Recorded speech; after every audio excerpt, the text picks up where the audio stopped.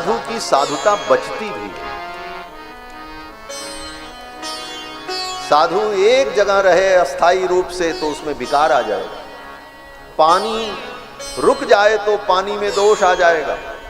साधु और पानी ये दोनों बहते रहें, चलते रहें तो उनमें विकार नहीं आता। गोस्वामी तुलसीदास जी महाराज कहते हैं, सब संत सुखी विचरंत मन। सन्मान निरादर आदर ही सब संत सुखी विचरंत मन। सन्मान निरादर आदर ही सब संत सुखी विचरंत मन। सब संत सुखी विचरंत मन। सब संत सुखी विचरंत महि। सबसे ज्यादा घूमने वाले कौन? बोले साधु महात्मा।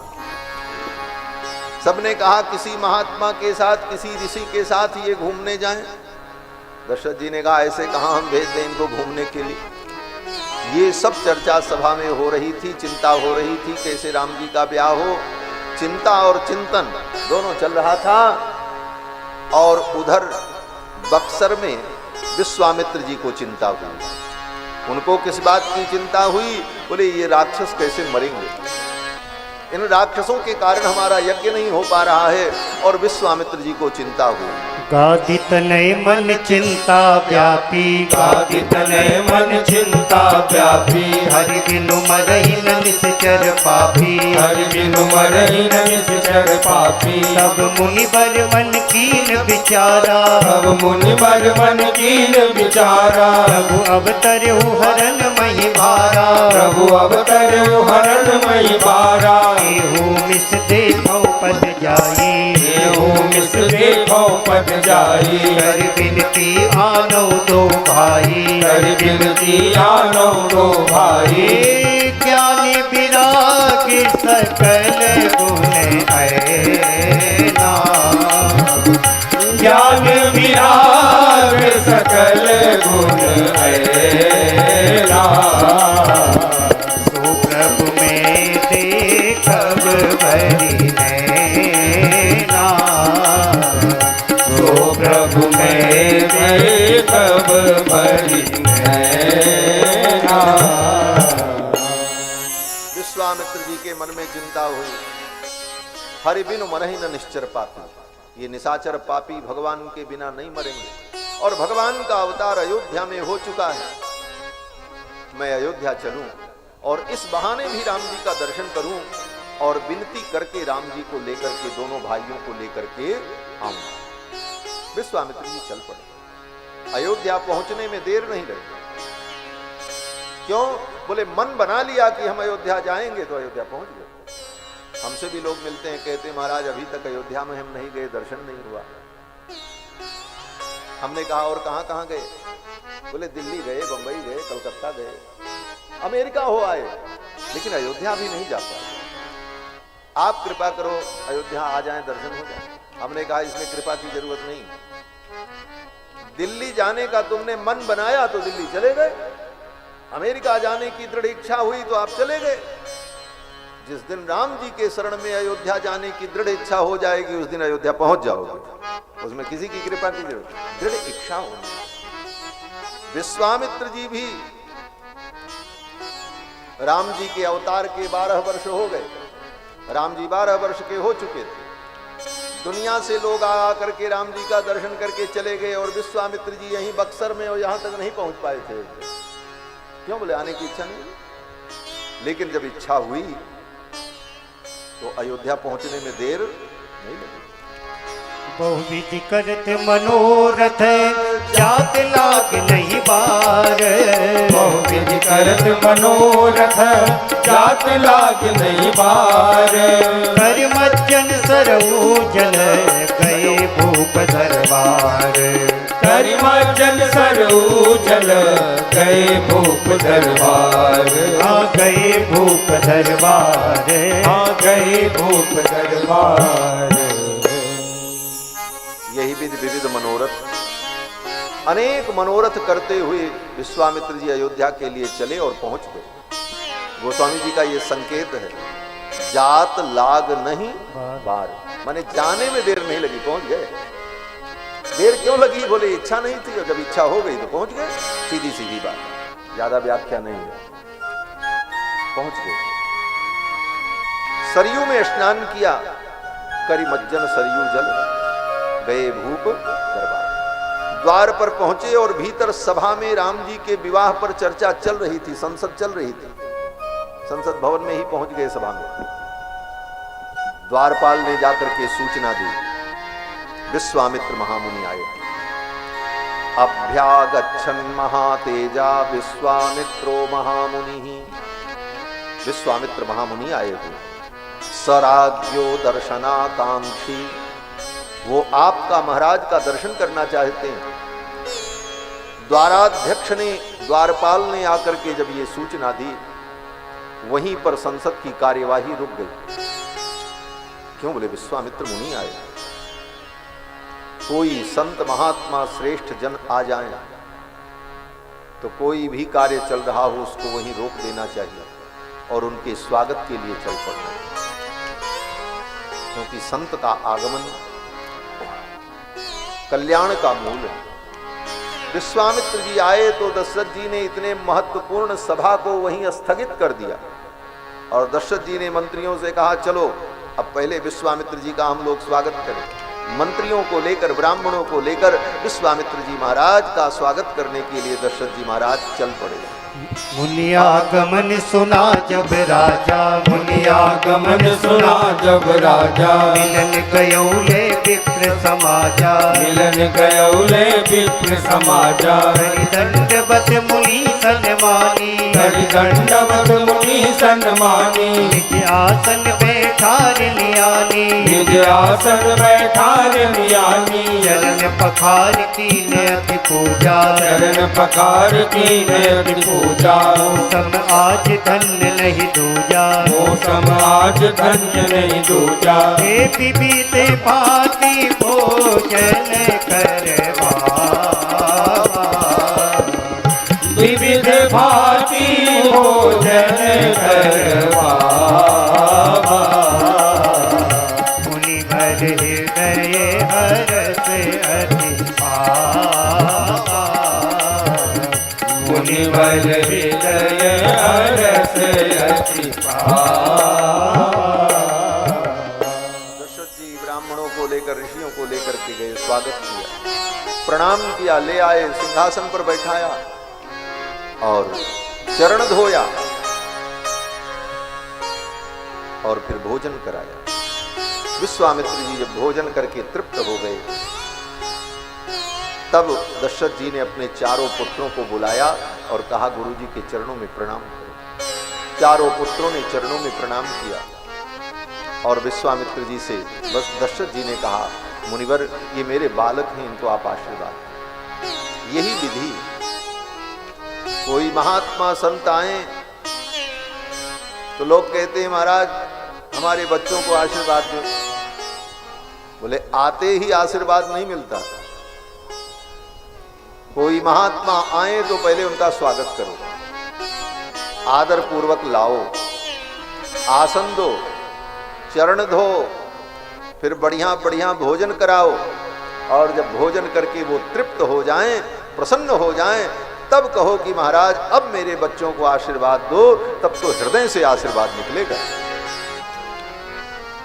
एक महात्मा कहते थे, इतनी बात अगर समझ में ना आए तो 4 चीज याद कर लो। क्या? बोले कोई महात्मा आए तो पहले उनको आसन दो, बैठने के लिए, रुकने के लिए जगह बनाओ बढ़िया से बढ़िया, जहां उनको सुविधा और सुख मिले।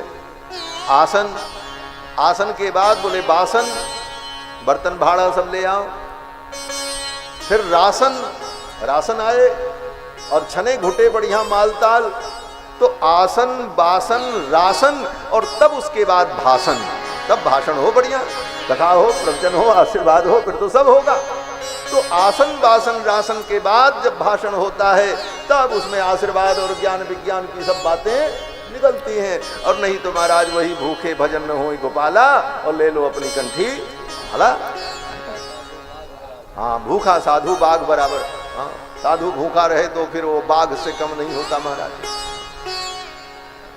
कितनी फटकार लगाएगा, कितनी बातें कहेगा, इसलिए पहले सेवा। दशरथ जी महाराज ने विश्वामित्र जी की सेवा की और फिर चारों पुत्रों को बुलाया और प्रणाम कराया। पुनि चरणन में ले सुत चारी, पुनि चरणन में ले सुत चारी, राम देख मुनि देह बिसारी, राम देख मुनि देह बिसारी, भय मगन देखत मुख शोभा, मैं मगन देखत मुख शोभा, जनु चकोर पूरण शशि लोभा, जनु चकोर पूरन शशि लोभा, पुनि चरणन में ले सुत चारी, पुनि चरणन में ले सुत चारी। चारों पुत्रों को चरण में लगा, कहा गुरुदेव इनको आशीर्वाद। विश्वामित्र जी ने राम जी को जब देखा तो देखते ही रहे। राम देख मुनि देह बिसारी, सुध बुध चली गई। विश्वामित्र जी को अपने देह की भी स्मृति नहीं रही। ये रघुनाथ त्रिभुवन कमनीय, कोटि कोटि कंदर्प दर्प दलन पटियान, महतो महीयान सर्वतो ज्यायान। ऐसे भगवान देखा स्वरूप को रघुनाथ जी के मुखमंडल पे। विलास विक्रांत परावरालयम नमस्य दार्तिक क्षपणे कृतक्षणम।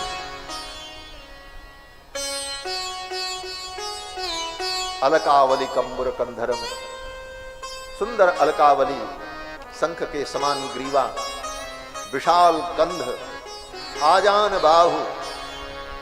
भगवान के स्वरूप को देखकर विश्वामित्र जी महाराज तो अपने को ही भूल गए। और फिर दशरथ जी ने कहा, मुनिवर मैं आपकी क्या सेवा करूं? विश्वामित्र जी ने दशरथ जी से कहा, राजन तुम बड़े पुण्यात्मा, तुम्हारे जैसा कोई राजा इस धरती पर नहीं है। क्यों? बोले दो कारणों से।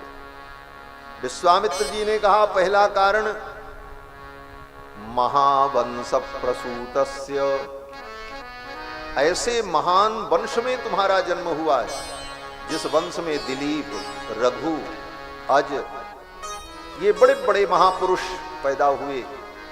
ऐसे पवित्र वंश में आपका जन्म हुआ है। महावंश प्रसूतस्य, इस कारण से राजन तुम बड़े महान। और दूसरी विशेषता क्या है? बोले वशिष्ठ व्यपदेशिनः, वशिष्ठ जी जैसे धर्मज्ञ, शास्त्रज्ञ, तपोमूर्ति आपके गुरु हैं। व्यक्ति की महानता दो कारणों से होती है। पहला कारण उसका वंश कितना पवित्र है, उसका कुल कितना पवित्र है, और दूसरा उसके गुरु कितने महान हैं। ये दो चीजें, बाकी वो कितना बड़ा धनवान है, कितना सुंदर है, ये महत्वपूर्ण नहीं। उसका कुल कितना पवित्र है, वो कितना कुलीन है, और उसके आचार्य, उसके गुरु कितने महान हैं। इन दो चीजों से व्यक्ति की महानता सिद्ध होती है। विश्वामित्र जी का रोम रोम हर्षित हो गया। महर्षि वाल्मीकि कहते हैं, कृहिष्ट रोमा महातेजा विश्वामित्रोभ्यभासत। विश्वामित्र ही हर्षित नहीं हुए, विश्वामित्र का रोम रोम हर्षित हो। हृष्ट रोमा। और विश्वामित्र जी ने कहा, राजन तुम्हारे जैसा राजा इस धरती पर दूसरा कोई नहीं, और मैं आपके पास कुछ मांगने आया। क्या मांगने आए महाराज? आप आज्ञा करो। विश्वामित्र जी ने कहा, मैं यज्ञ कर रहा हूं और मैं अपने यज्ञ के लिए आपसे सहयोग मांगने आया। दशरथ जी ने कहा ठीक है, 10 लाख स्वर्ण मुद्रा, कपड़े, हाथी घोड़े, सोना चांदी, आप जो कहो मैं पूरा खजाना भेज दूं आपके साथ। कितना सहयोग चाहिए? विश्वामित्र जी ने कहा राजन ये सहयोग नहीं चाहिए, हम सहयोग मांगने आए हैं, चंदा मांगने आए हैं, लेकिन चंदा में सोने की मोहरें लेने नहीं आए हैं। बोले तब? बोले चंदा में हम आपके पुत्र रामचंद्र को ही चंदा के रूप में लेने आए हैं, सहयोग के रूप में रामचंद्र रूपी चंदा हमको दे दीजिए, और दूसरा चंदा हमको नहीं चाहिए। लोग यज्ञ के लिए चंदा मांगने जाते हैं, रसीद कटाओ, चंदा दो। विश्वामित्र जी भी गए, लेकिन विश्वामित्र जी ने वो वाला चंदा नहीं लिया। उन्होंने कहा राम जी को ही चंदा के रूप में दे दो, राम ही तो चंदा है। रामचंद्र कृपाल हमको तो राम जी को दे। बोले राम जी से आपका क्या काम होगा? बोले इनसे जो काम होगा वो किसी से नहीं, इनके द्वारा मेरे यज्ञ की रक्षा होगा, उन असुरों का संहार होगा। लेकिन राम जी को ले जाने के लिए विश्वामित्र जी आए तो हैं, लेकिन विश्वामित्र जी को पता है कि राम जी ऐसे नहीं मिलेंगे। राम जी को पाने का तरीका क्या है?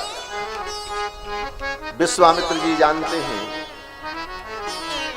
कि राम भगवान हैं, और भगवान को पाने के पहले आचार्य को प्राप्त करना पड़ता है। आचार्य मिले तो भगवान मिले। ये आचार्यों की महिमा क्यों? आचार्यों की हम पूजा करते हैं, उनके चित्र को, उनके स्वरूप को रखकर उनकी उपासना करते हैं, उनकी बातों का विचार करते हैं। क्यों? बोले पहले आचार्य मिलते हैं तब भगवान मिलते हैं। आचार्य न मिले तो भगवान भी नहीं मिले। और आचार्य कौन है? बोले जीवाचार्य लक्ष्मण जी।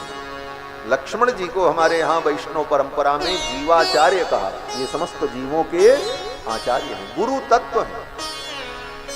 भगवान परमात्म तत्व हैं और लक्ष्मण जी गुरु तत्व हैं।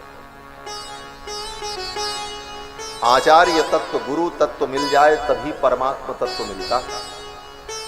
इसलिए विश्वामित्र जी ने सोचा लक्ष्मण जी अगर मिल जाएं तो राम जी का मिलना तय है, और लक्ष्मण अगर नहीं मिले तो राम जी का मिलना मुश्किल है। इसीलिए विश्वामित्र जी ने पहले राम जी को नहीं मांगा, पहले लक्ष्मण को मांगा। अनुजी समेत देव रघुनाथा, अनुज समेत देव रघुनाथा, निशिचर बद में होव सनाथा, निशिचर बद में होव सनाथा, अनुजे समेत देव रघुनाथा, अनुज समेत देव रघुनाथा, देव रघुनाथा, देव रघुनाथा। अनुज समेत देव रघुनाथ, अनुज के सहित रघुनाथ जी को आप दे दीजिए, ये राक्षसों का वध करेंगे और हमारा कल्याण होगा, हम सनाथ हो जाए। विश्वामित्र जी ने पहले लक्ष्मण जी को बोले भगवान को पाने के लिए पहले आचार्य को पाना पड़ता है। इसीलिए वेद कहता है कि समित पाणी ही सोत्रियम ब्रह्मनिष्ठम गुरुम अभिगच्छेत। अगर तत्व की जिज्ञासा है, ब्रह्म की जिज्ञासा है तो क्या करना होगा?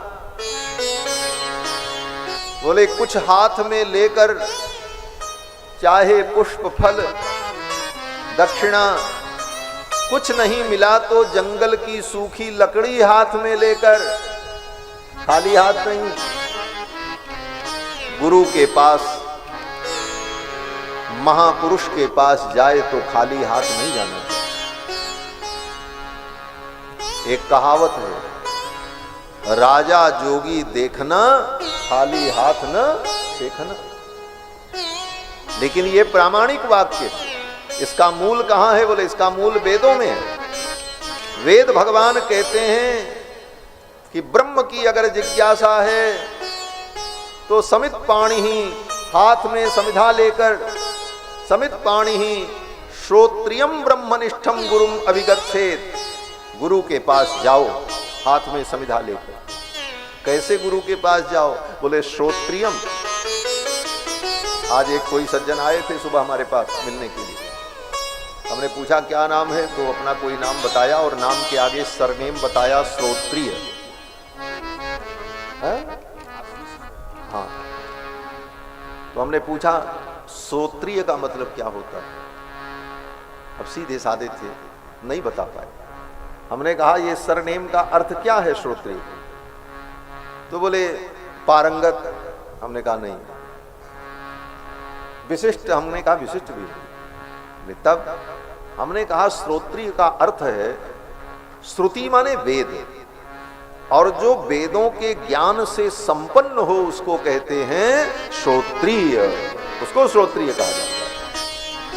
तो ब्राह्मण वेद का अध्ययन करते थे, वेद ज्ञान संपन्न होते थे, इसलिए उनके नाम के आगे श्रोत्रिय लिखा जाता है। श्रोत्रिय ब्रह्मनिष्ठ। श्रोत्रिय माने शास्त्र का ज्ञान हो, वेद का ज्ञान हो, और ब्रह्मनिष्ठ माने ब्रह्म का वो ब्रह्म तत्व को जानने वाला हो, ब्रह्मनिष्ठ हो, ब्रह्म में उसकी निष्ठा हो। श्रोत्रियम ब्रह्मनिष्ठम। तो गुरु कैसा हो? तो वेद भगवान कहते हैं समित पाणि ही श्रोत्रियम ब्रह्मनिष्ठम गुरुम अभिगच्छेत। जो श्रोत्रिय हो, शास्त्रज्ञ हो और ब्रह्म की निष्ठा से संपन्न हो, ऐसे गुरु की शरण में जाना चाहिए। और जब गुरु की शरण में जाते हैं तभी तत्व का बोध प्राप्त होता है। इसलिए पहले आचार्य की प्राप्ति हो और तब भगवान की। विश्वामित्र जी ने इसीलिए सोचा रामानुज आचार्य हैं, पहले आचार्य की प्राप्ति हो जाए तो राम जी की तो प्राप्ति हो जाएगी। विश्वामित्र जी ने कहा अनुज समेत देहु रघुनाथा, निश्चर बदमय हो सनाथा। ये सुनते ही दशरथ जी महाराज व्याकुल हो गए। विश्वामित्र जी ने कहा राजन आप घबराएं नहीं, ये राम जो आपके पुत्र हैं इनकी क्या महिमा है और ये क्या है ये आप नहीं जानते। विश्वामित्र जी ने कहा मैं जानता हूं, अहम वेद्मि महात्मानं रामं सत्य पराक्रमम्।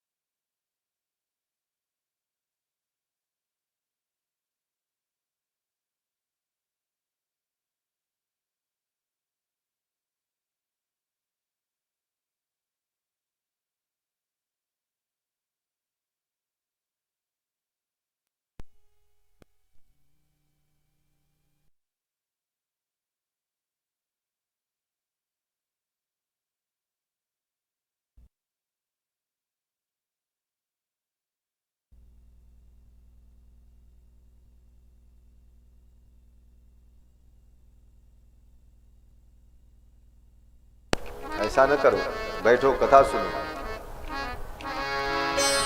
कथा कल्याण करेगी।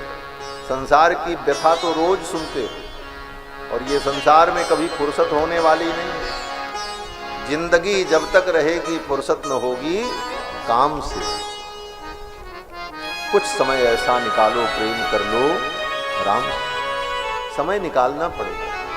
हर कार्य के लिए आप समय निकाल लेते हैं तो इसके लिए भी समय निकालो, बाकी तो सब काम होते ही रहेंगे। यही काम आएगा, बाकी कोई काम नहीं आएगा।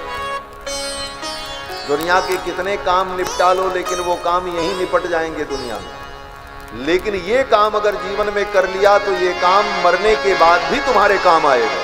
ये वहां भी काम आएगा, यहां भी काम आएगा, वहां भी काम आएगा। इसलिए यही काम अच्छा काम है। और भी अच्छे काम है लेकिन ये भी बहुत अच्छा काम है। और ये जरूर करना चाहिए, और काम हो जाए ना हो। तो विश्वामित्र जी ने कहा, मैं जानता हूं ये राम कौन है।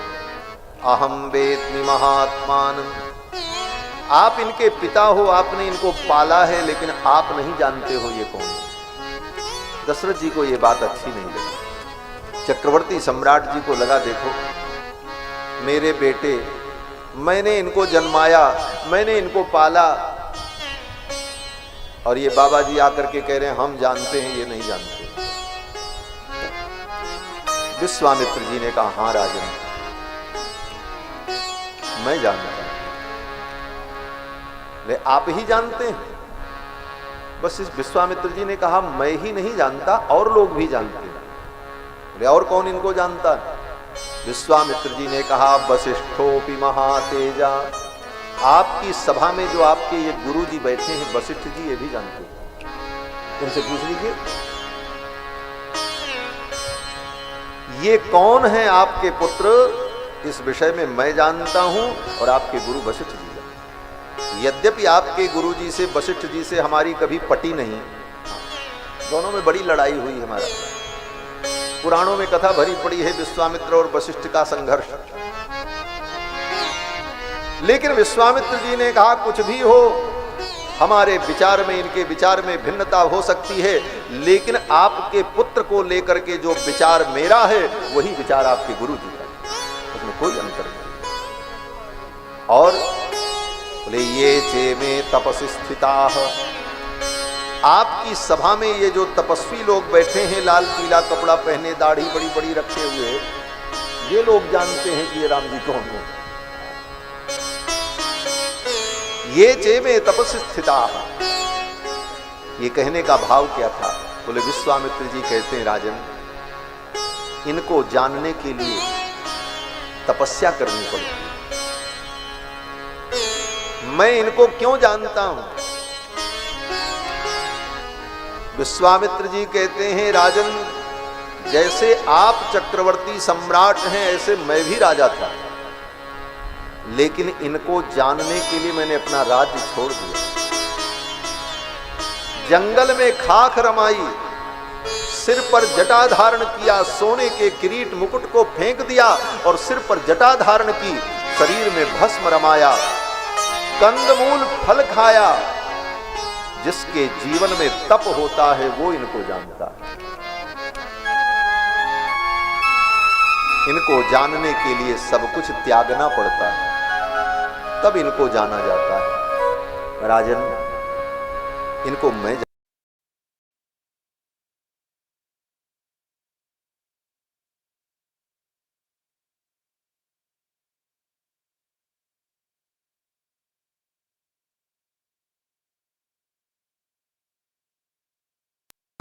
जब होश आया तो दशरथ जी ने कहा, मैं अपने राम को नहीं।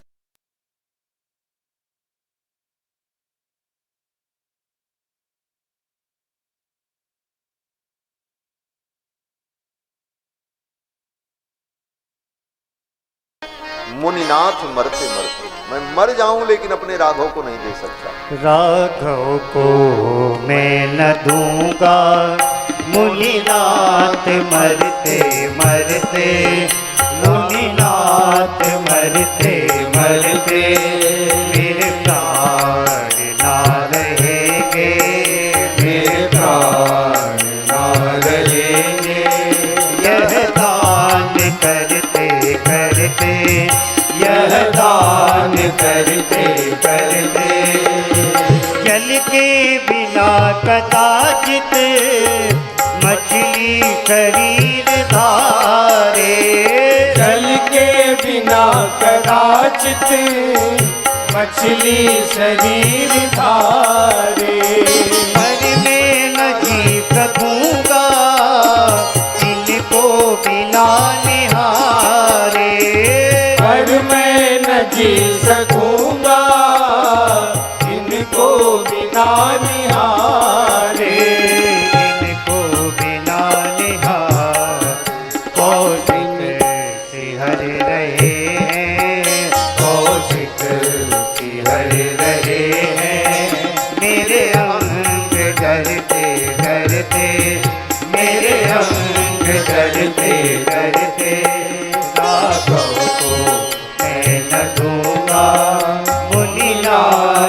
मरते मरते मुनिनाथ मरते मरते करिया की चोट पर।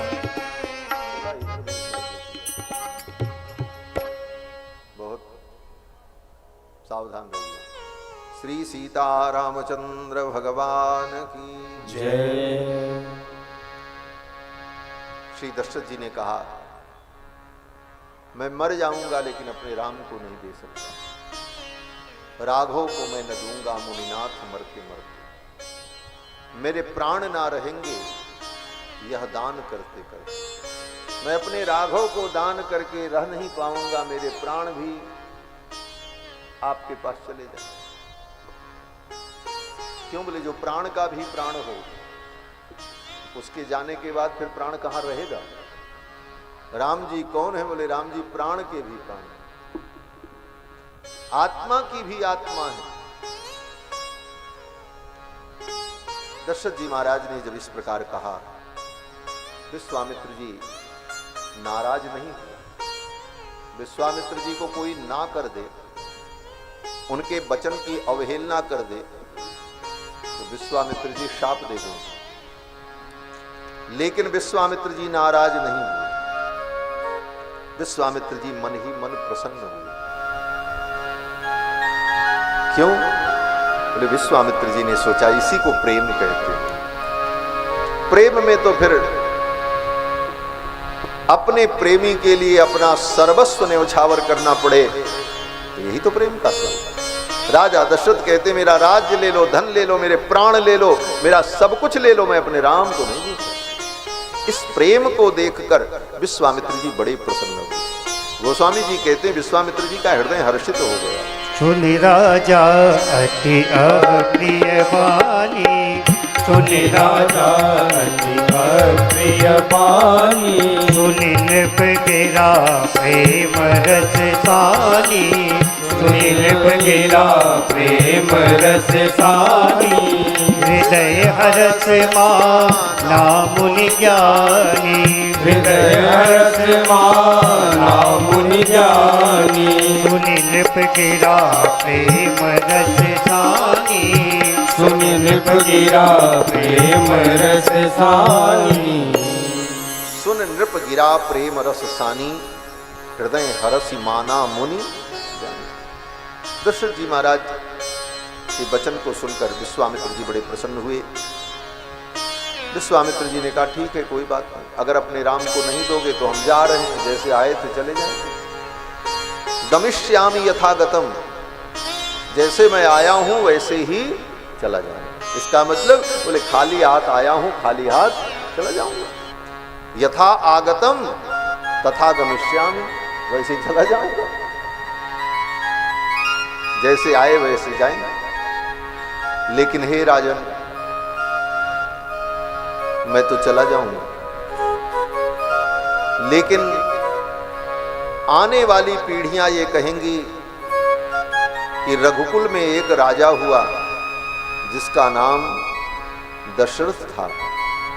ऐसे सत्यवादी धर्मनिष्ठ राजाओं के कुल में उत्पन्न होने वाला राजा दशरथ ब्राह्मणों के सामने झूठी प्रतिज्ञा करता था। ब्राह्मणों के सामने कहता था हाँ हाँ आप जो कहोगे हम करेंगे, और जब करने का समय आए तो मुकर जाता था। ऐसे व्यक्ति को क्या कहते हैं? बोले ऐसे व्यक्ति को कहते हैं मिथ्या प्रतिज्ञ।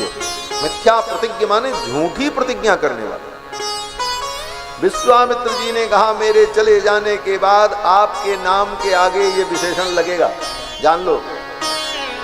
अभी तक विशेषण लगता है चक्रवर्ती सम्राट, अखिल भूमंडलाधीश, रघुकुल कुलभूषण, ये सब विशेषण आपके नाम के आगे लगते हैं। लेकिन अब उसी में एक नाम और जुड़ जाएगा, मिथ्या प्रतिज्ञा, जो झूठी प्रतिज्ञा करता है। मैं तो जा रहा हूं। विश्वामित्र जी चलने को तैयार हुए। फिर तो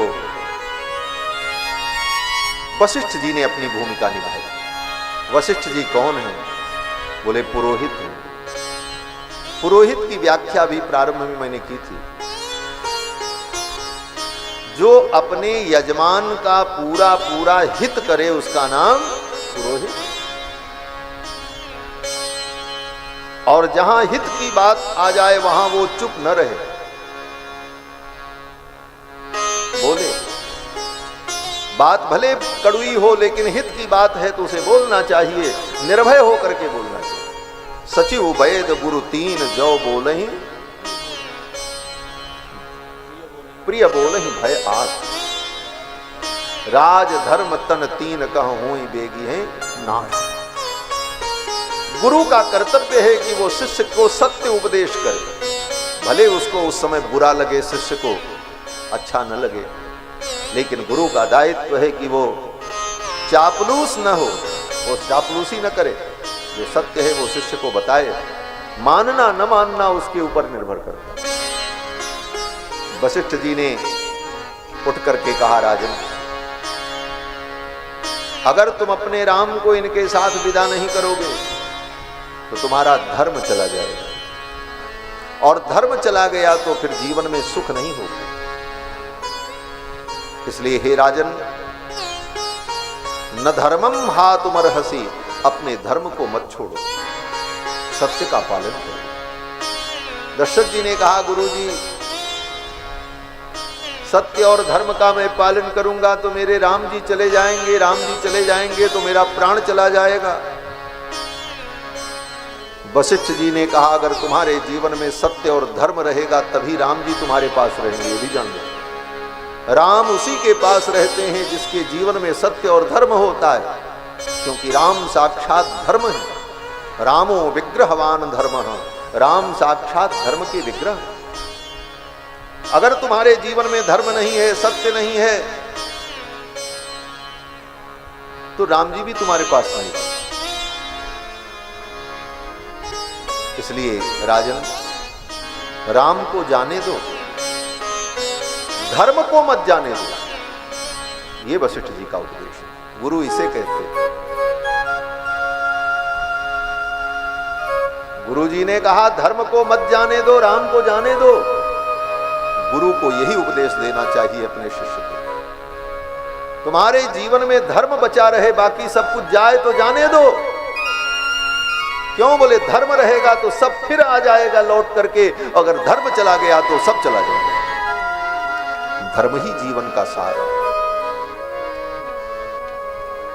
धर्म रहेगा तो वो गई हुई वस्तु, सुख, संपत्ति, समृद्धि पुनः आ जाएगी। क्यों? वे क्या पंक्ति है? धर्मशील पर जाहि सुभाए। सुख, संपत्ति, वैभव, ये सब धर्मात्मा व्यक्ति के पास स्वभाव से ही चल करके आ जाते हैं। तिम सुख संपत्ति बिनहि बुलाए, धर्मशील पर जाहि सुभाए। धन, संपत्ति, सुख, अगर जीवन में धर्म है तो ये सब आ जाएगा, और धर्म नहीं तो सब आया हुआ भी चला जाएगा। इसलिए हे राजन, सत्य को मत जाने दो, धर्म को मत जाने दो। राम को ले जाना चाहते तो ले जाने दो, राम का कुछ नहीं बिगड़ेगा, चिंता मत करो। दशरथ जी ने कहा, मेरे राम अभी बालक हैं, 12 वर्ष के, राक्षसों से युद्ध कैसे करेंगे? राक्षस बड़े मायावी होते हैं।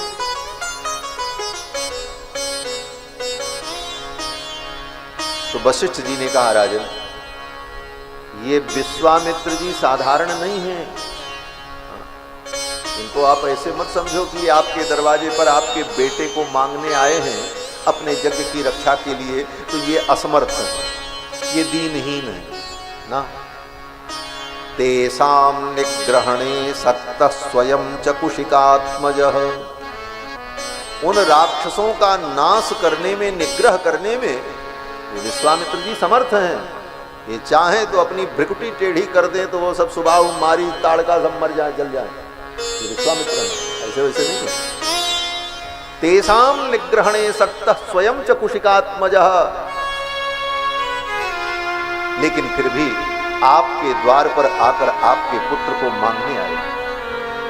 बोले जब उन राक्षसों को मारने में ये स्वयं समर्थ हैं तो मेरे बेटों को मांगने क्यों आए? अपनी दृष्टि से उन राक्षसों को मार दें और अपना यज्ञ करें, हम अयोध्या में आनंद करें अपने बच्चों के साथ। ये सब लफड़ा क्यों? तब वशिष्ठ जी ने कहा धीरे से, राजन ये तुम्हारे पुत्रों का हित करने के लिए आए,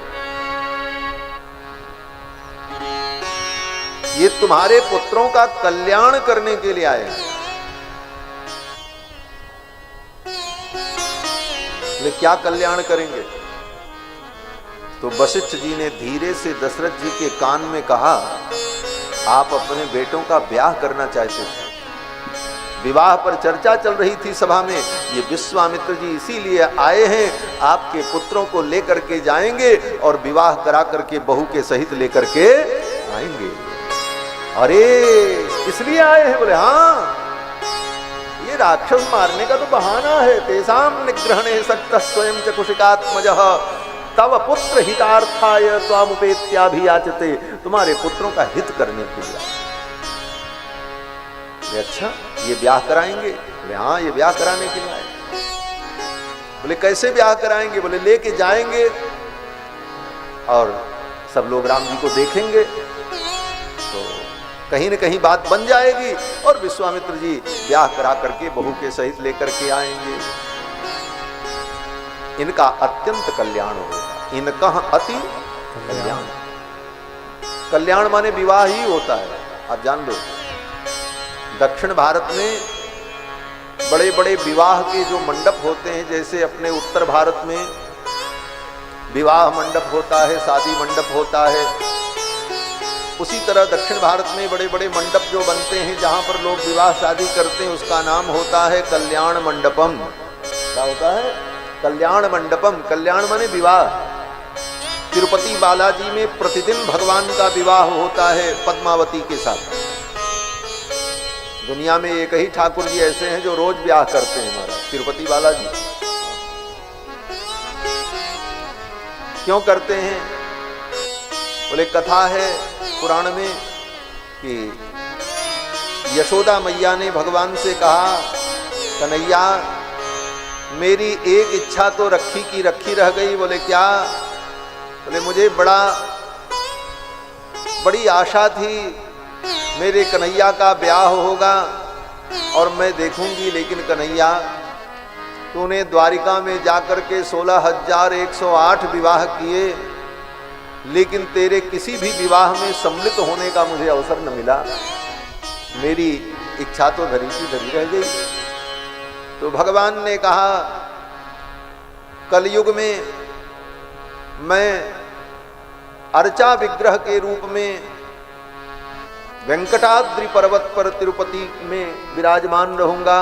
वेंकटाद्रि पर्वत पर आप जो है मेरी मैया बनकर के प्रकट हो जाना बकुल मालिका देवी के रूप में, और फिर प्रतिदिन मेरा विवाह होगा, रोज विवाह का आनंद आप प्राप्त करें। तो अपनी मैया यशोदा की भावना को पूर्ण करने के लिए ठाकुर जी प्रतिदिन विवाह करते हैं।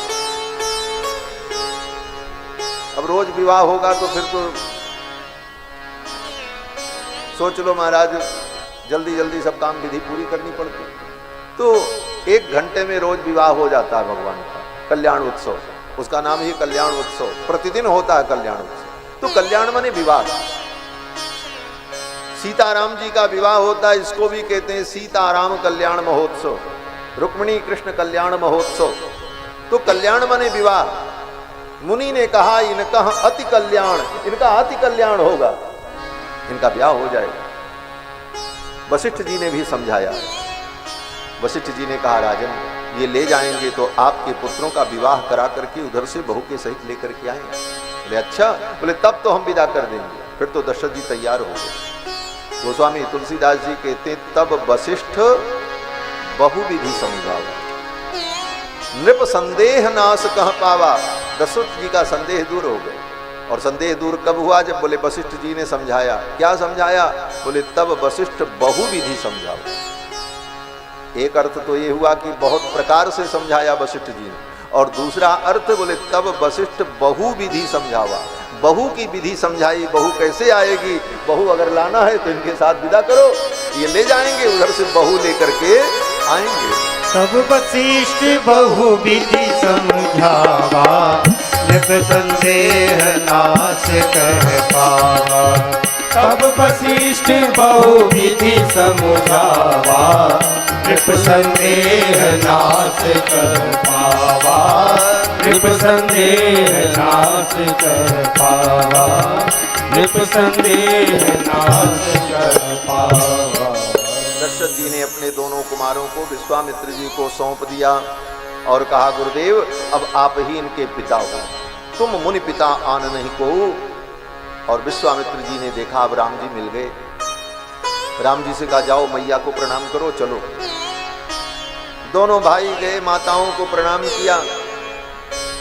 बोले इतनी भी जल्दी क्या थी। विश्वामित्र जी ने सोचा, बड़े मुश्किल से तो ये राजा तैयार हुआ है, कहीं इसकी बुद्धि बदल गई तो बना बनाया काम बिगड़ जाएगा, इसलिए राम जी को लो, निकलो यहां से, चलो। कहा जाकर के माताओं को प्रणाम करो। दोनों भाइयों ने प्रणाम किया। जननी भवन गए, प्रभु चले नाई पद सीधे। अब विश्वामित्र जी भगवान को लेकर के चले सरजू जी के किनारे किनारे, दक्षिण तरफ से पैदल पैदल राम, लक्ष्मण और विश्वामित्र जी, 3 लोग चल रहे हैं।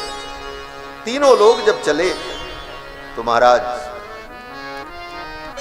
अयोध्या से 18 किलोमीटर की यात्रा पहले दिन की हुई पैदल। 18 किलोमीटर की यात्रा जब हुई तब विश्वामित्र जी ने सोचा, राम जी से हम अपना कोई संबंध जोड़ लें। राम जी से हम कोई अपना संबंध जोड़ लें।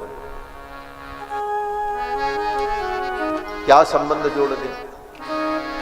बोले भगवान तो मिल गए, लेकिन इनसे हमारा कोई संबंध हो जाए। नारायण, क्या संबंध जोड़ लें? विश्वामित्र जी ने सोचा, मैं इनको अपना कुछ बनाऊं। क्या बनाऊं? गुरु बनाऊं, बेटा बना लूं, बाप बना लूं, भाई बना लूं, मित्र बनाऊं। कौन सा संबंध मैं भगवान से मानूं? बोले ये जीव के ऊपर निर्भर करता है।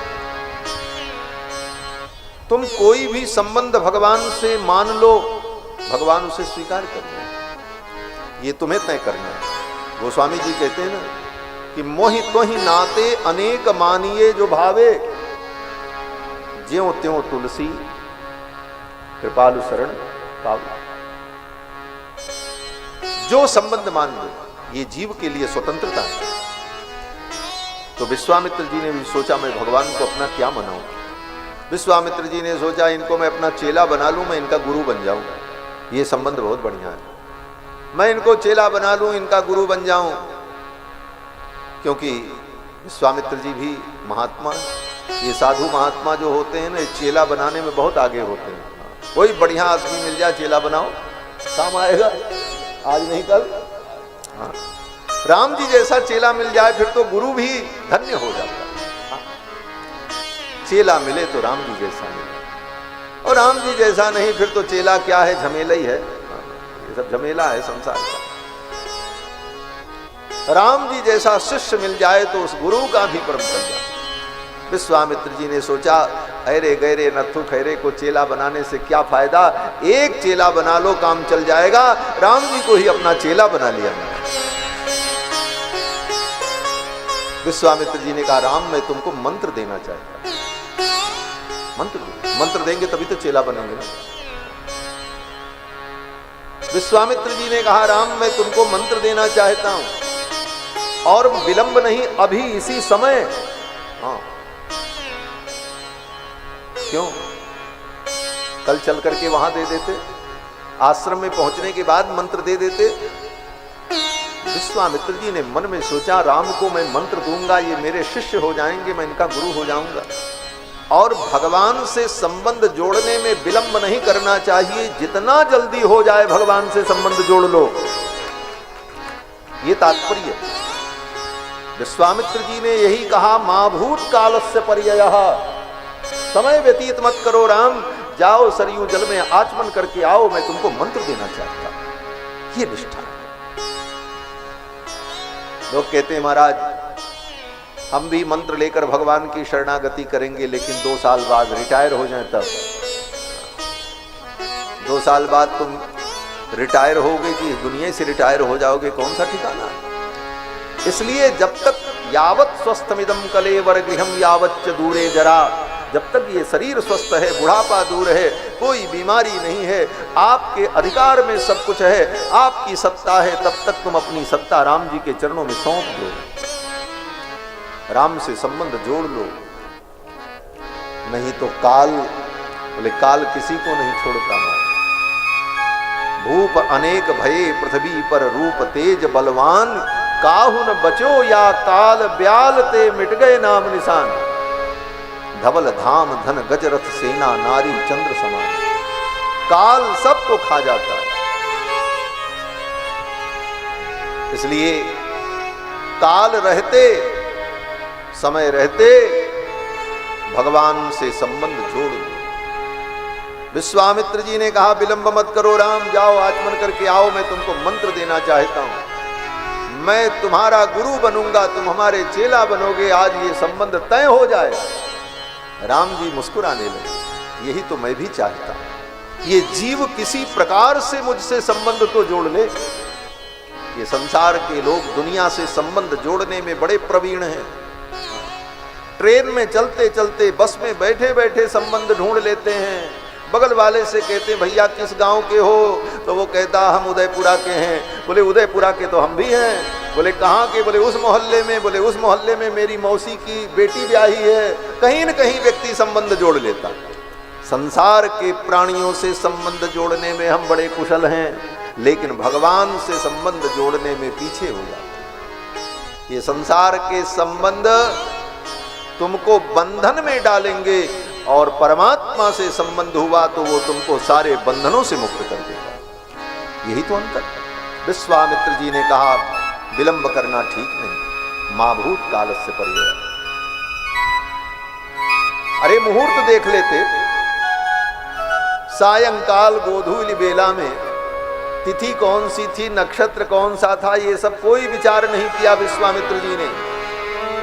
क्यों? बोले राम जी से संबंध जोड़ने में मुहूर्त का विचार मत करो। राम की शरण जाए साइत सुदिन न हेरिए। आचार्य चरण कहते हैं कि राम जी की शरण में जाने के लिए साइत और सुदिन मत देखो। तदेव लग्नम सुदिनम तदेव तारा बलम चंद्र बलम तदेव विद्या बलम दैव बलम तदेव। विश्वामित्र जी ने कहा राम मैं तुमको मंत्र देना चाहता। राम जी ने कहा ठीक। आचमन करके आए और विश्वामित्र जी ने मंत्र दे दिया। मंत्र ग्रामम गृहाण त्वं बलाम अतिबलाम तथा। बला अतिबला नाम का मंत्र समूह विश्वामित्र जी ने राम जी को प्रदान किया, और फिर वहां से आगे यात्रा करनी थी, लेकिन रात हो गई। जब रात हो गई तो विश्वामित्र जी ने कहा यहीं विश्राम करते। वहीं सरयू के तट पर तीनों ने विश्राम किया, राम लक्ष्मण और विश्वामित्र जी। घास में कोई बिस्तर नहीं था। राम जी को नींद नहीं आ रही थी, तो विश्वामित्र जी ने राम जी को सुंदर सुंदर कहानी सुनाई। कुशिक सुत वचोनुलालिताभ्याम। विश्वामित्र जी के वचनों से भगवान लालित हुए, और कहानी सुनते सुनते राम लक्ष्मण को नींद आ गई। रात बीती, सवेरा हुआ, राम जी की नींद नहीं खुली, खर्राटे ले रहे थे। विश्वामित्र जी ने सोचा अब जगाना पड़ेगा इनको। क्यों? बोले राम जी ने भी सोचा जब हम चेले ही बन गए हैं तो चेले की बड़ी संभार करनी पड़ती है गुरु को। चेला समय से न उठे तो गुरुए जी जा करके जगाते हैं, उठो चलो पढ़ने लिखने का समय हो गया। अब सो रहे हो, अभी तक तुमने स्नान नहीं किया, अभी तक ये नहीं किया। तो भाई गुरु का तो यही काम है, संस्कार देना। राम जी ने सोचा अब सो लेते हैं थोड़ा। जब सो रहे थे तब विश्वामित्र जी ने भगवान को जगाया। क्यों जगाया? क्योंकि सवेरे का कृत्य करना, संध्या वंदन करना। विश्वामित्र जी ने जगाते हुए कहा कि कौशल्या सुप्रजा राम पूर्वा संध्या प्रवर्तते। हे कौशल्या के पुत्र, पूर्वा संध्या प्रवर्तते, सवेरे की संध्या, प्रातः काल की संध्या का समय हो गया, उठो। उत्तिष्ठ नरसार्दूल कर्तव्यम दैवमान्धिकम, उठो और उठ करके अपने दैनिक कृत्य को संपन्न करो। ये कह करके विश्वामित्र जी ने भगवान को जगाया है। रामायण का यह श्लोक जो विश्वामित्र जी ने बोल करके भगवान को जगाया है, ये क्या है? बोले ये सुप्रभात हो, गुड मॉर्निंग। आजकल अंग्रेजी में गुड मॉर्निंग कहते हैं, हमारे यहां सुप्रभात है। सुप्रभात माने सुंदर प्रभात। और सबसे पहले आज तक के इतिहास में, रामायण गीता भागवत सभी ग्रंथों में आप देख लें, भगवान को किसी ने जगाते हुए सुप्रभात किया तो सबसे पहले विश्वामित्र जी ने ही किया। रामायण यहीं से सुप्रभात की परंपरा चली। इसीलिए आज भी किसी भी मंदिर में भगवान की पूजा होती है तो मंदिर में जब भगवान को जगाया जाता है तो वाल्मीकि रामायण के इसी श्लोक को बोल करके भगवान को सवेरे जगाया जाता है। चाहे वो राम जी का मंदिर हो, चाहे कृष्ण भगवान का मंदिर हो, चाहे नरसिंह भगवान का मंदिर हो, चाहे तिरुपति बालाजी हो, चाहे वेंकटेश भगवान हो, रंगनाथ हो, भगवान का कोई भी स्वरूप हो, मंदिर में प्रातः काल जब अर्चक जाते हैं तो यही कह करके भगवान को जगाते हैं। कौशल्या सुप्रजा राम पूर्वा संध्या प्रवर्तते, उत्तिष्ठ नरसार्दूल कर्तव्यम दैवमान्धिकम। मंदिर में पूजा करने जाए तो सीधे जाकर के ताला नहीं खोलना चाहिए, पहले भगवान को साष्टांग प्रणाम करना चाहिए और साष्टांग प्रणाम करने के बाद हाथ जोड़कर मंदिर के द्वार पर खड़े होकर के कहना चाहिए कि उत्तिष्ठोत्तिष्ठ गोविंद उत्तिष्ठ गरुणध्वज उत्तिष्ठ कमलाकांत त्रैलोक्यम मंगलम कुरु। कौशल्या सुप्रजा राम पूर्वा संध्या प्रवर्तते, उत्तिष्ठ नरसार्दूल कर्तव्यम दैवमान्धिकम।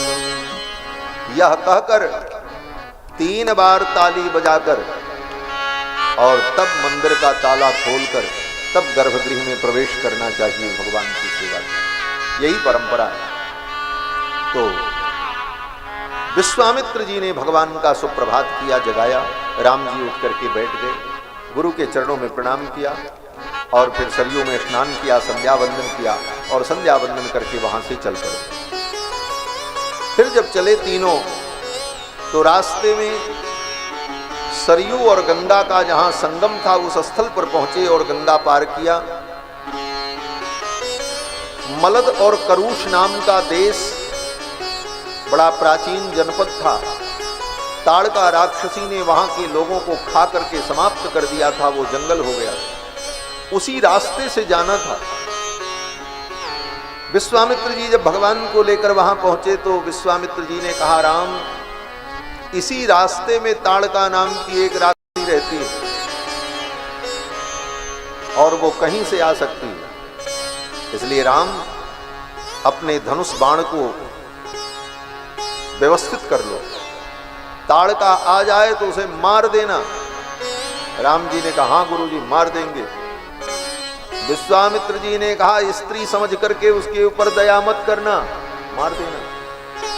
विश्वामित्र जी ने सोचा ये मर्यादा पुरुषोत्तम है, कहीं इस चक्कर में पड़ गए कि स्त्री के ऊपर शस्त्र कैसे उठाएं, तब तो वो ताड़का हम सबको खा जाएगी। विश्वामित्र जी ने कहा, ताड़का पर दया मत करना, नहीं ते स्त्री वध कृते घृणा कार्या नरोत्तम।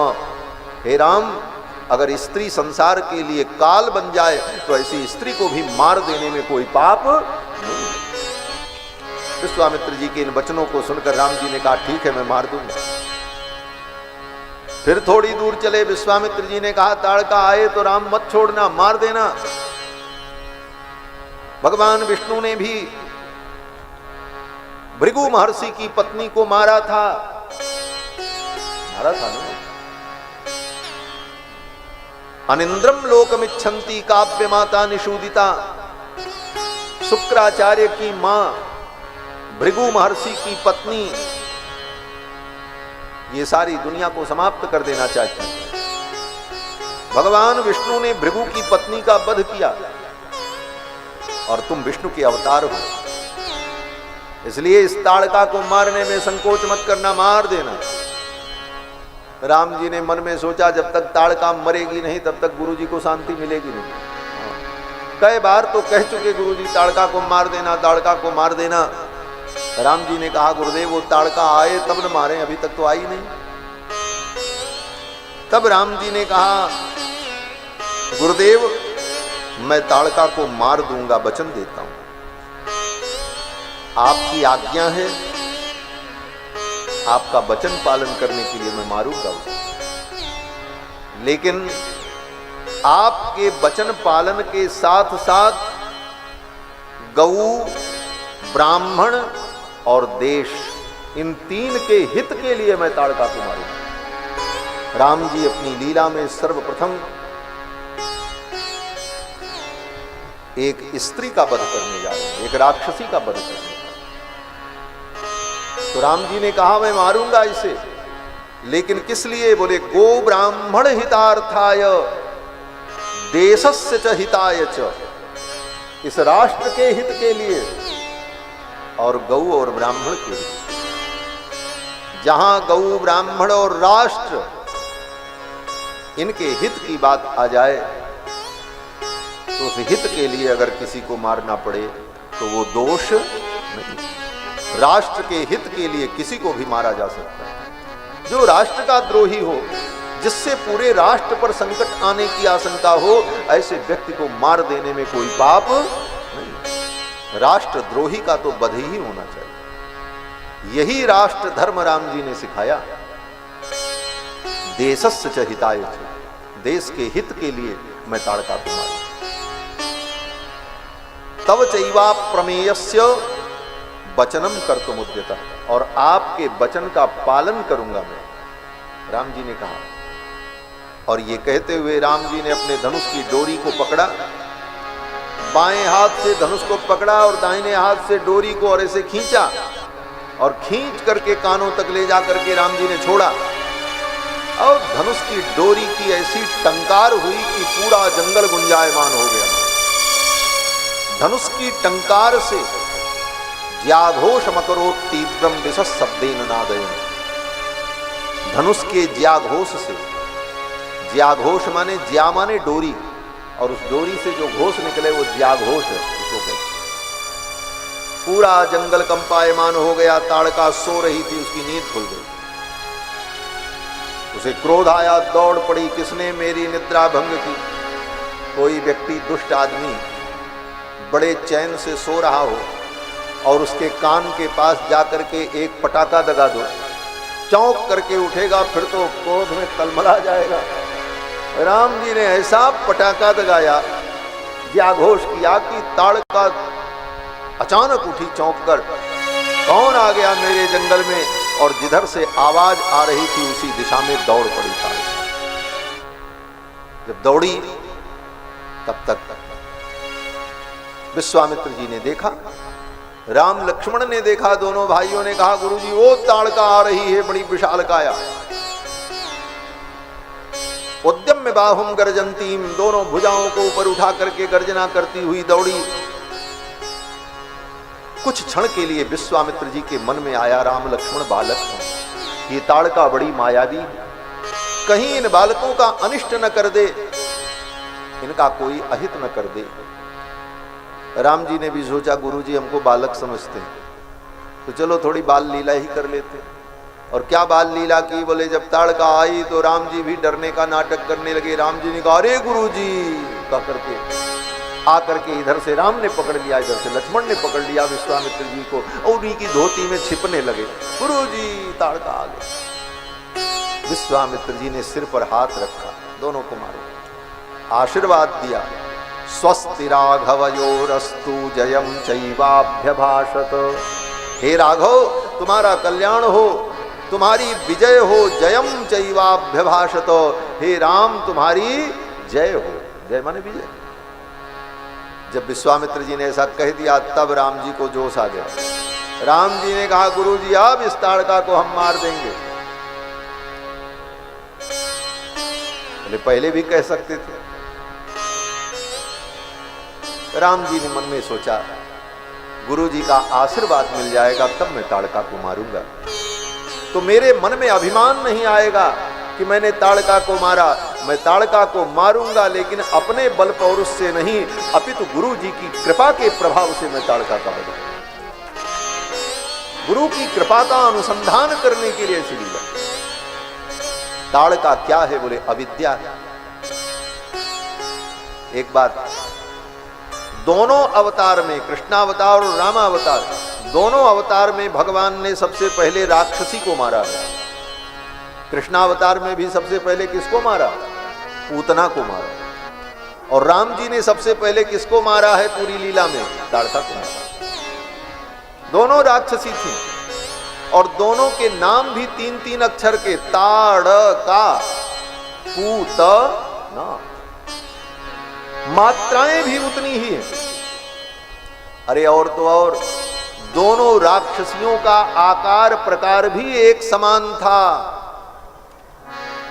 पूतना कितनी बड़ी थी? वेद व्यास जी महाराज भागवत में लिखते हैं, त्रिगभ्यूत्यंतरद्रुमान चूर्णयामास राजेंद्र। हे राजन, सुखदेव जी कथा सुनाते हुए कहते हैं, हे राजन वो पूतना 6 कोस लंबी थी। और ताड़का, बोले ताड़का के विषय में विश्वामित्र जी कहते हैं, बसत्यत्यर्ध योजने, 6 कोस लंबी वो ताड़का। दोनों की आकृति प्रकृति भी एक जैसी, और दोनों को भगवान ने मारा। रामावतार में ताड़का को, कृष्णावतार में पूतना। तो ये पूतना और ताड़का क्या है? बोले श्री वल्लभाचार्य जी महाराज, जो पुष्टि मार्ग के आचार्य हैं, श्रीमद जगत गुरु वल्लभाचार्य जी महाराज, वो अपने ग्रंथ में कहते हैं ये ताड़का और पूतना, ये दोनों अवतारों में जो राक्षसियां हैं जिनका वध भगवान ने किया, ये अविद्या है। और अविद्या का नाश भगवान के द्वारा होता है। तो भगवान ताड़का को मारने के लिए चले, लेकिन एक अंतर भी है। अरे अंतर क्या है? ताड़का को राम जी ने गुरु के द्वारा आदिष्ट होकर के मारा। गुरु ने आदेश दिया कि मारो, तब मारा। और कृष्ण भगवान ने, बोले कृष्ण भगवान ने पूतना को मारने के लिए किसी से आदेश नहीं दिया। क्यों? बोले राम जी मर्यादा पुरुषोत्तम हैं, कर्मयोगी हैं। कर्मयोगी कर्मों के नियम से चलता है। राम जी ने कहा इस अवतार में मैं मर्यादा पुरुषोत्तम हूं। गुरुजनों की आज्ञा के बिना, श्रेष्ठ जनों की आज्ञा के बिना किसी स्त्री का मैं स्पर्श भी नहीं कर सकता। ये मर्यादा है। तो मैं इस ताड़का का वध कैसे करूं? गुरु जी आज्ञा दे दें, गुरु जी की आज्ञा हो जाएगी तब कोई बात नहीं। गुरु की आज्ञा का पालन करना चाहिए, हम पालन कर लेंगे, मार देंगे ताड़का। लेकिन कृष्ण भगवान, बोले कृष्ण भगवान तो ज्ञान योगी। कृष्ण भगवान ने सोचा कि ये हमारा अवतार कृष्णावतार है, इस अवतार में पता नहीं कितनी स्त्रियों को छूना पड़ेगा, उनके साथ नाचना पड़ेगा, ताता थैया भी करना पड़ेगा, उनके घड़े फोड़ने पड़ेंगे, माखन चोरी करनी पड़ेगी, किसी गोपी के घर में घुस करके उसकी चोटी पकड़ करके खींच दूंगा, ये सब लीला मुझे करनी है। तो मैं कहाँ गुरु जी से बार बार पूछता रहूंगा कि आप आज्ञा करो तब हम ये करें, आप आज्ञा करो तब ये हम करें। कृष्ण भगवान इसलिए आज्ञा नहीं लेते।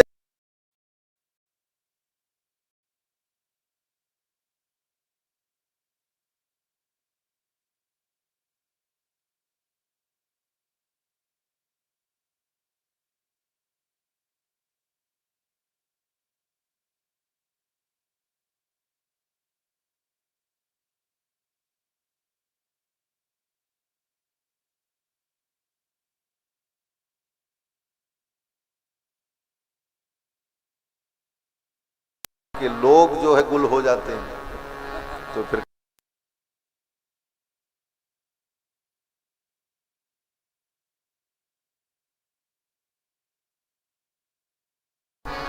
अब ताड़का को मारने के लिए राम जी ने प्रतिज्ञा कर ली है, गुरु जी ने कह दिया है, धनुष बाण चढ़ गया है, तो अब ये काम हो जाने दो हैं? अब तो भगवान ने कहा गुरुदेव मैं ताड़का को मार दूंगा। ताड़का आई, गुरु जी ने आशीर्वाद दिया, जयम चैवाभ्यभाषत। फिर तो राम जी ने अपने धनुष पर बाण चढ़ाया और एक ही बाण में ताड़का का काम तमाम कर दिया। एक ही बाण प्राण हर लीना, दीन जानते निज पद दीना। एक ही बाण प्राण हर लीना, दीन जानते निज पद दीना। दीन जानते निज पद दीना, दीन जानते निज पद दीना। एक ही बाण में भगवान ने ताड़का को मार दिया। एक ही बाण में ताड़का राक्षसी जो गिरी सो पड़ी की पड़ी रह गई, उठ नहीं। ताड़का को मारने के बाद भगवान ने उस वन में एक रात्रि निवास किया विश्वामित्र जी के साथ। देवता लोग आए, विश्वामित्र जी की बड़ी प्रशंसा की, पुष्प वर्षा की। आपने बहुत अच्छा काम किया, ताड़का का वध करा दिया। और फिर एक रात्रि ताड़का वन में रुकने के बाद विश्वामित्र जी अपने आश्रम जाते हैं। आश्रम पहुंचने के पहले विश्वामित्र जी ने अपनी समस्त विद्याओं को राम जी को समर्पित कर दिया। आयुध सर्व समर्पिके तब निज आश्रम आन। और आश्रम में जब पहुंच गए, मुनि महात्माओं ने खूब स्वागत किया। और पहुंचते ही राम जी ने कहा, गुरुदेव जिस कार्य के लिए हम आए हैं वो कार्य होना चाहिए। क्या कार्य? बोले आपका यज्ञ। प्रातः काल ही राम जी ने कहा, गुरुदेव आप यज्ञ की दीक्षा लें और मैं आपके यज्ञ की रक्षा करूंगा। प्रात कहा मुनि सन रघुराई, निर्भय यज्ञ करहु तुम जाय। विश्वामित्र जी महाराज यज्ञ मंडप में प्रवेश करते हैं और विश्वामित्र जी यज्ञ करने लगे। राम लक्ष्मण दोनों भाई यज्ञ की रक्षा में लग गए। होम करन लागे मुनिझारी, आप रहे मख की रखवाली। 6 दिन बीत गया। पहले दिन ही सुबाहु मारीच नहीं आए थे। 6 दिन तक एक क्षण भी राम लक्ष्मण ने विश्राम नहीं किया। अनिद्रम षड अहोरात्रम, 6 दिन 6 रात्रि एक क्षण भी निद्रा नहीं ली दोनों भाइयों ने। और धनुष बाण लेकर के मंडप के चारों तरफ घूमते थे कि कहीं से कोई विघ्न ना ले। 6 दिन जब बीत गया तब मारीच और सुबह हुआ। मारीच को भगवान ने मानवास्त्र से मारकर 100 योजन दूर समुद्र में फेंक दिया, क्योंकि उसकी बाद में जरूरत है। मारीच जिंदा रहेगा तो यही माया मृग बनेगा। माया मृग बनेगा तो सीता का हरण होगा। सीता का हरण होगा तभी रावण का मरण होगा। इस भूमिका को सृजित करने के लिए राम जी ने मारीच को छोड़ दिया, सुबाहु को मार दिया। बाकी जितने राक्षस थे उनको लक्ष्मण जी ने मार दिया। विश्वामित्र जी का यज्ञ पूरा हुआ। राम जी यज्ञ से प्रकट हुए, विश्वामित्र के यज्ञ की रक्षा की। और फिर आगे जनक जी के यज्ञ में राम जी जाएंगे। विश्वामित्र जी राम जी से कहेंगे, राम एक ब्राह्मण के यज्ञ को पूरा करा दिया, अब एक क्षत्रिय के यज्ञ को भी चल करके पूरा करा दो। और विश्वामित्र जी के कहने पर राम जी विश्वामित्र जी के साथ जनकपुर जाएंगे। तो अब कल जाएंगे, रात हो गई है, 7 बज रहे हैं। अब रात में कहाँ जाएंगे राम जी? अब रात में तो राम जी को गुरु जी के पास रहने दो। अब कल राम जी को लेकर के मिथिला चलेंगे और